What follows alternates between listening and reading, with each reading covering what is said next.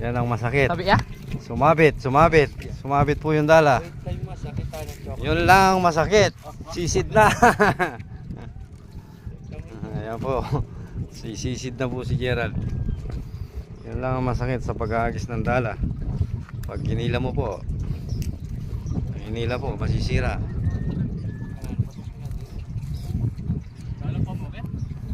Si Gerald, sisisirin niya na po yung dala.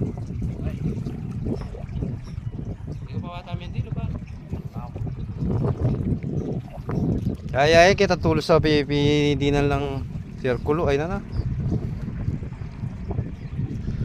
Yan. Sumungap na.